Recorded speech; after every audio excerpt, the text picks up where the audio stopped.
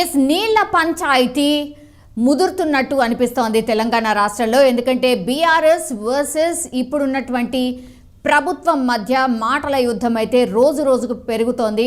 And ఈరోజు ఏకంగా కేఆర్ఎంబీకి నీటి కేటాయింపు అయితే అసెంబ్లీలో పెద్ద రచన జరిగింది. తీర్మానం చేసి ఢిల్లీకి కూడా పంపించారు. అప్పుడు మాటల యుద్ధం కూడా భయంకరంగా జరిగింది. ఎస్, కాళేశ్వరం అండ్ కేఆర్ఎంబీ ఈ ఇష్యూస్ మీదనైతే రెగ్యులర్గా మాటల యుద్ధం నడుస్తున్న పరిస్థితి.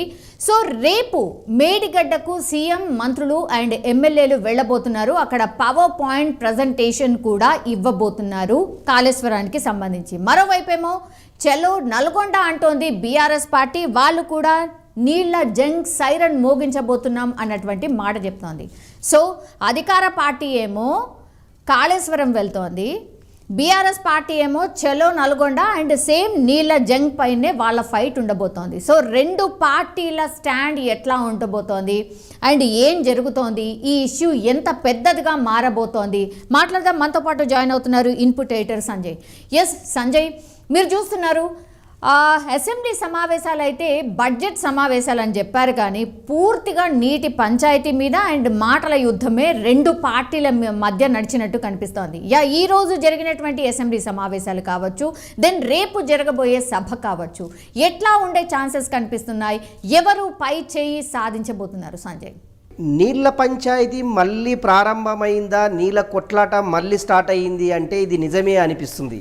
ప్రతిపక్ష పాత్ర పోషించకుండా ప్రతిపక్షం చేస్తున్నటువంటి ఆరోపణలు ఏవైతే ఉండవో నిజంగా కూడా కృష్ణా జలాలపైన తెలంగాణకు హక్కులు ఉండాలి అనే ఉద్దేశంతో రేపు ప్రతిపక్ష పార్టీ నల్గొండలో చలో నల్గొండ అనే ప్రోగ్రాం, నీళ్ళ కోసము మన హక్కులు మనకు ఉండాలి, నీళ్ళపైన కృష్ణా నది జలాలపైన ఉన్నటువంటి హక్కులను తెలంగాణ రాష్ట్ర ప్రభుత్వమేకే ఉండాలి అనేసి ప్రతిపక్ష నేత అయినటువంటి కేసీఆర్ రేపు నల్గొండలో చలో జంగ్ అనే కార్యక్రమాన్ని నల్గొండలో చేపట్టబోతుంది. రేపు ఉదయం 11 గంటలకు ప్రారంభమయ్యే ఈ భారీ బహిరంగ సభకు ఇప్పటికే వివిధ జిల్లాల నుంచి కేసీఆర్ ఈ జంగ్ అంటే నీటి పంచాయతీని తేల్చడానికి ఈ యొక్క సమావేశము, ఈ యొక్క భారీ బహిరంగ సభ ఏర్పాటు చేస్తున్నామనేసి బీఆర్ఎస్ శ్రేణులు ఒక పక్క ప్రకటిస్తుంటే కాదు గత ప్రభుత్వము కాళేశ్వరంలో కృష్ణా గోదావరిలో జరిగినటువంటి కృష్ణా గోదావరి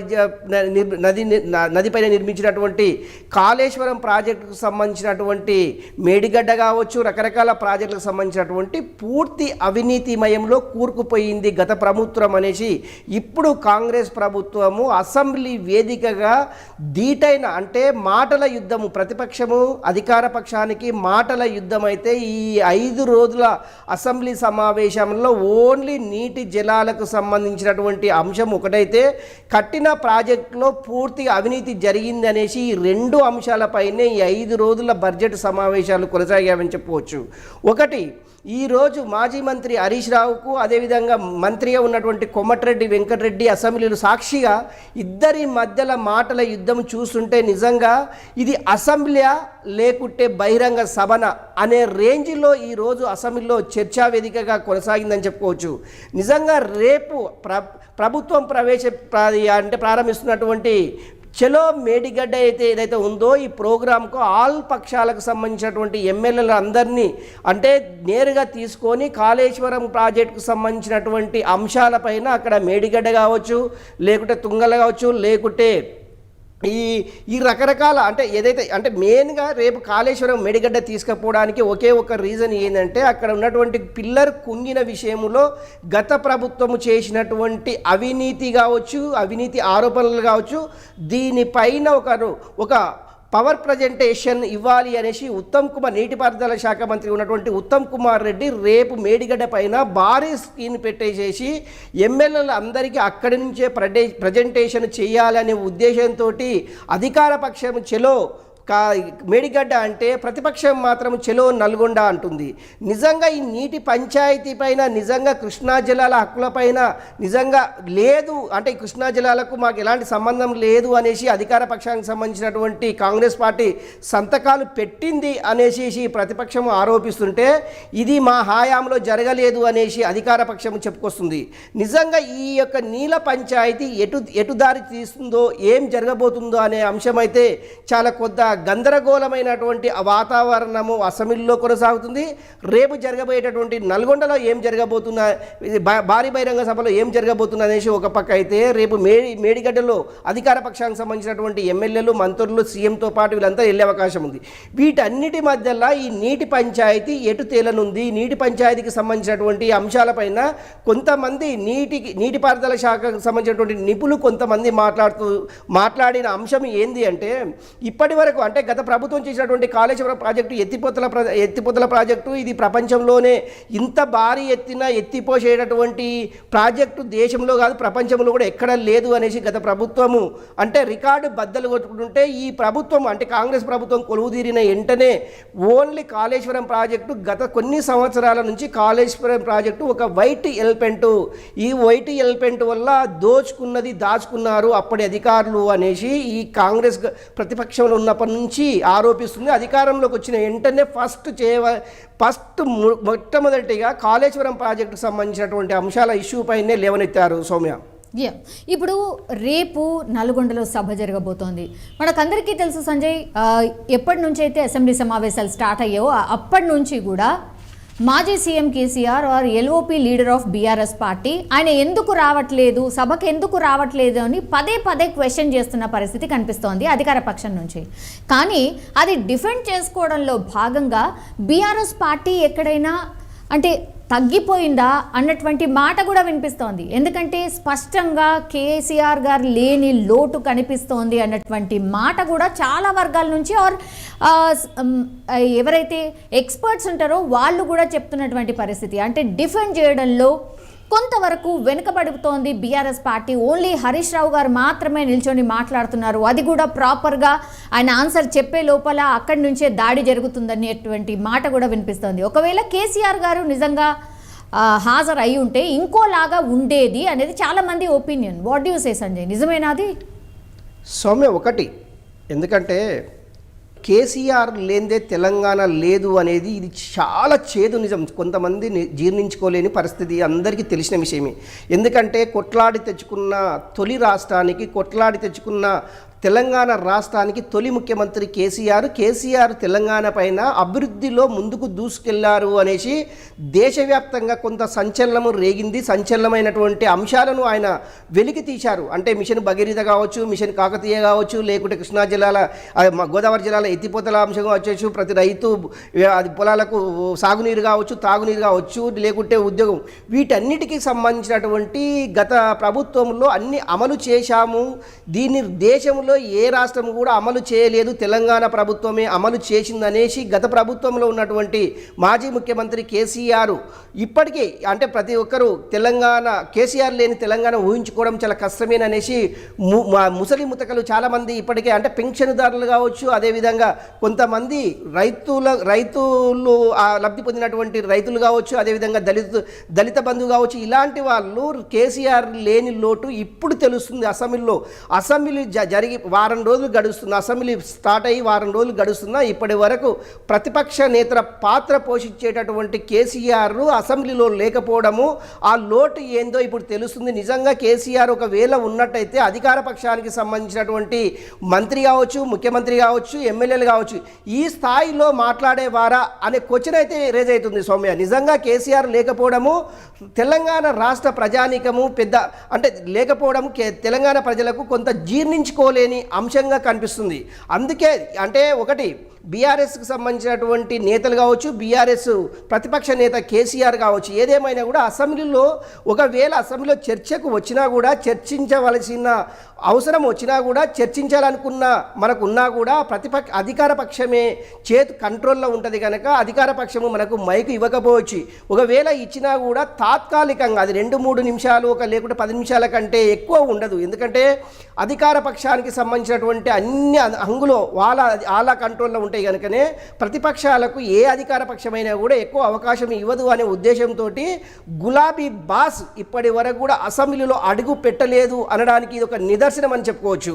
అందులో భాగంగానే ప్రజా సమస్యలపైన పోరాడాలి, ప్రజా సమస్యలపైన గలమెత్తాలి అంటే భారీ బహిరంగ సభలతోనే ప్రజలను మమేకం చేసి ఒకే బహిరంగ సభలు ఏర్పాటు చేసి ప్రజలకు సంబంధించినటువంటి ప్రజల సమస్య పైన ఈ బహిరంగ సభలే వేదిక కావడం వల్ల వాళ్ళ యొక్క ప్రజల సమస్యలు పరిష్కరించే దిశగా ఉంటాయి అనే ఉద్దేశంతో భారీ బహిరంగ సభలే ఏర్పాటు దిశగా గులాబీ బాస్ ఏర్పాటు చేసుకున్నారు. రేపు నల్గొండ చలో నల్గొండ నీటి అంటే కృష్ణా జలాలపైన ఉన్నటువంటి హక్కుని తెలంగాణకు రావాలి, తెలంగాణకు రావాల్సినటువంటి కృష్ణా జలాలపైన ఉన్నటువంటి హక్కులని మనము సాధించుకోవాలి అనే ఉద్దేశంతో చల జంగ్ చేద్దామా అని, అంటే జంగ్ మీన్స్ అంటే యుద్ధము, మళ్ళీ నీటి యుద్ధము చేతాము అనేసి రేపు కేసీఆర్ సూర్యాపేటలో ఈ భారీ బహిరంగ ఏర్పాటు చేశారు.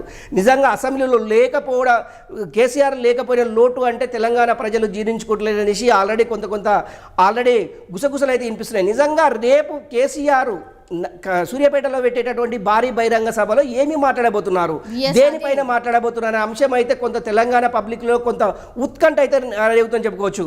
నిజంగా 60 రోజులు అవుతున్నటువంటి కాంగ్రెస్ పార్టీ అధికారంలోకి వచ్చి 60 రోజుల పాలన పైన విమర్శలు గుప్పిస్తారా, లేకపోతే నిజంగా ఈ యొక్క కాంగ్రెస్లో ఆల్రెడీ లుకలుకలు మొదలైనవి అనేది ఏమన్నా డిస్కషన్ చేస్తారా అనే చర్చ అయితే రాష్ట్ర రాజకీయాల్లో చాలా బలంగా వినిపిస్తుంది. రేపు సూర్యాపేట నల్గొండలో జరిగేటటువంటి ఈ యొక్క భారీ బహిరంగ సభల్లో కేసీఆర్ మాట్లాడే విధి విధానాలపైన తెలంగాణ ప్రజానికం అయితే ఎదురుచూస్తుంది. ఒకటి. రెండవది ఏంటంటే ఈ 60 రోజుల్లో కాంగ్రెస్ ప్రభుత్వం ఇచ్చినటువంటి హామీలు ఎంతవరకు నెరవేరాయి, ఓకే 2 మాత్రము నెరవేరామనేసి గతంలో ముఖ్యమంత్రి రేవంత్ రెడ్డి అదేవిధంగా ఆ మంత్రివర్గం కూడా దీనిపైన కొంత క్లారిఫికేషన్ చేయడం జరిగింది. ఒకటి వచ్చేసి మహిళలకు ఉచిత బస్ ప్రయాణం కావచ్చు, లేకుంటే ఉద్యోగాలకు అవకాశం, రకరకాల ఏదేమైనా కూడా ఈ 2 నెరవేర్చిన ఇంకా 4 అంశాలకు సంబంధించినటువంటి ఆర్థిక మూలాలు వీటి చుట్టూ తిరగడం వల్ల ఏంటంటే ఆ రాష్ట్ర ఆర్థిక పరిస్థితి బాగలేదు.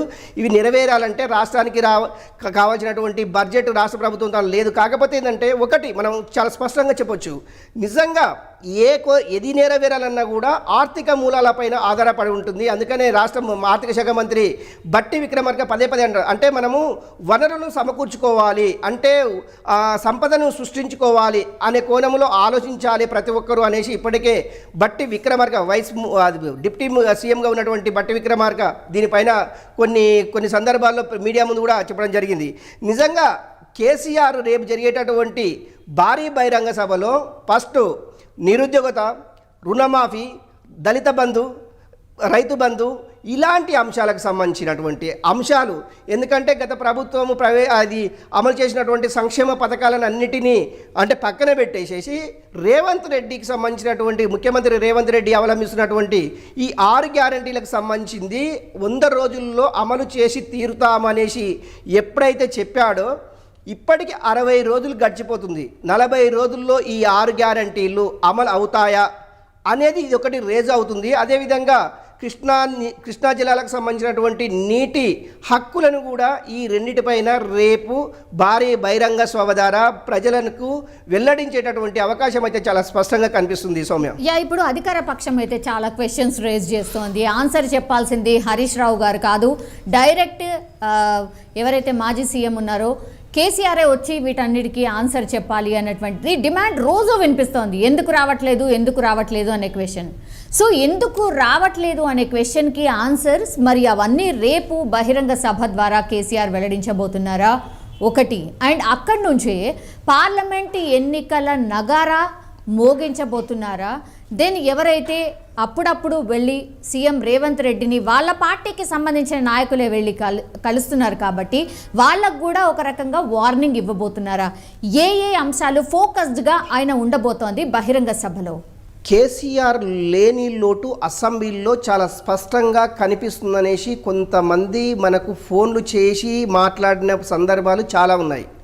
వారం రోజులు గడుస్తున్న రాష్ట్ర బడ్జెట్ సమావేశాల్లో ప్రతిపక్ష పాత్ర పోషించవలసిన కేసీఆర్ అసెంబ్లీకి డుమ్మ కొడుతున్నారు అనేసి ముఖ్యమంత్రి రేవంత్ రెడ్డి పదే అనడము, మంత్రులు కూడా దీనిపైన హెద్దేవా చేయడము, ఇదంతా జరిగిపోతుంది.